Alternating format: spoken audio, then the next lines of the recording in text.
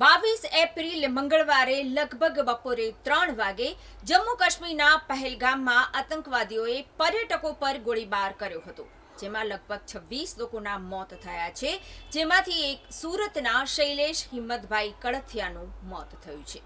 જમ્મુ કાશ્મીરમાં થયેલ આતંકી હુમલામાં 28 થી વધુ લોકો માર્યા ગયાના સમાચાર મળી રહ્યા છે, ત્યારે દક્ષિણ ગુજરાતના એક ગુજરાતીનું પણ મોત થયું હોવાના સમાચાર મળ્યા છે। જમ્મુ કાશ્મીરમાં થયેલ આતંકી હુમલામાં 28 થી વધુ લોકો માર્યા ગયા છે, જેમાં એક ગુજરાતીનું પણ મોત થયું હોવાના સમાચાર મળ્યા છે।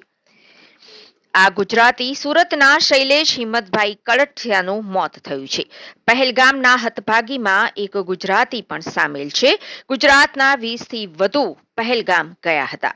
જમ્મુ કાશ્મીરમાં આતંકી હુમલા મુદ્દે ગૃહ રાજ્યમંત્રી હર્ષભાઈ સંઘવીએ નિવેદન આપ્યું છે કે કેન્દ્રીય ગૃહ મંત્રાલય સાથે સતત સંપર્કમાં છીએ, આતંકી હુમલા મુદ્દે માહિતી મેળવી રહ્યા છીએ, તેમજ પ્રવાસીઓમાં ગુજરાતી હોવાની માહિતી મળી છે। ગુજરાતીઓને તમામ બનતી સહાય કરવામાં આવશે।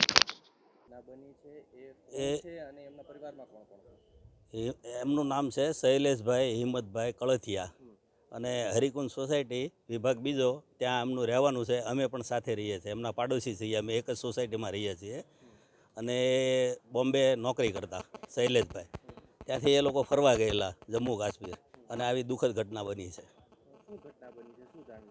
જાણવા એવું મળ્યું છે કે ભાઈ આતંકવાદી હુમલામાં એમને જરા ગોળી વાગી ગઈ છે, એવું બનાવેલું દુઃખદ ઘટના બની છે।